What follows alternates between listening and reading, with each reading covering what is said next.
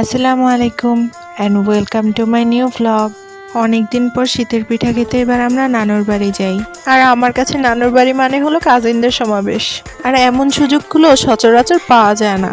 আর নানুর বাড়ি পৌঁছানোর কিছুক্ষণ পরেই আমরা সবাই বের হয়ে যাই ঘোরাঘুরির জন্য। আমাদের সাদ খুব চেষ্টা করছিল একটা ভালো করে ক্লিপ নেওয়ার জন্য। তার এমন ব্যর্থতা দেখে আমরা পরবর্তীতে তাকে সাহায্য করি। তারপর ঘোরাঘুরি শেষে আমরা বাড়িতে ব্যাক করি। বাড়ি ফিরে সবাই মিলে আমরা একসাথে বিকেলের চা নাস্তা শেষ করি। নাস্তা শেষে নিচে যেতেই দেখি আম্মু, খালামণিরা, মামিরা সবাই রান্নাবান্না কাজ নিয়ে ব্যস্ত। নিচতলা থেকে উপরে যেতেই দেখি আমাদের ছোট বোন সিদ্রাতুল একদম কেক টেক নিয়ে রেডি। এই তো একদিন আগেই তার বার্থডে চলে গেল, কিন্তু সে সেদিন কেক কাটেনি। পিচ্ছিটা আমাদের অপেক্ষায় ছিল। এর কিছুক্ষণ পরেই আবার আমাদের সাজিদ আর সাফিনের সাইকেল চালাতে ইচ্ছে হয় রাত্রেবেলা,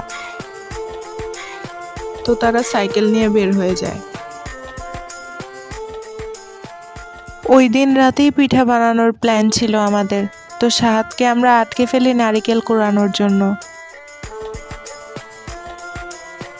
আর এখানে মামা আমাদের হেল্প করছিল চুলা জ্বালাতে। এত হইচই দেখে একটা ছোট্ট বন্ধু আসে আমাদের সাথে দেখা করতে। আর তারপরই শুরু হয় সবাই মিলে একসাথে বসে শীতের পিঠা বানানোর উৎসব আর গল্প গুজব।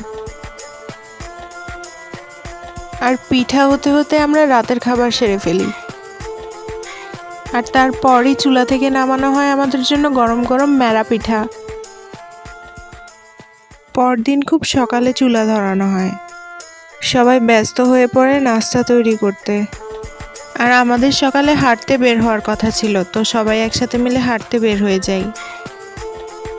এখানে বাড়ির পাশেই একটা বিয়ের অনুষ্ঠান চলছিল, তো আমরা এখানে সবাই প্ল্যান করছিলাম যে কোন পক্ষ হয়ে ঢোকা যায়, ছেলে পক্ষ নাকি মেয়ে পক্ষ।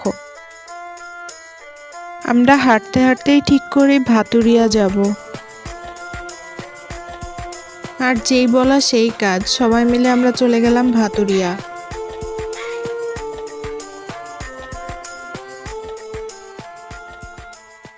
বোটটা ছেড়ে দিচ্ছিল, তাই সবাই তাড়াতাড়ি করে আমরা যেয়ে বোটে উঠে পড়ি।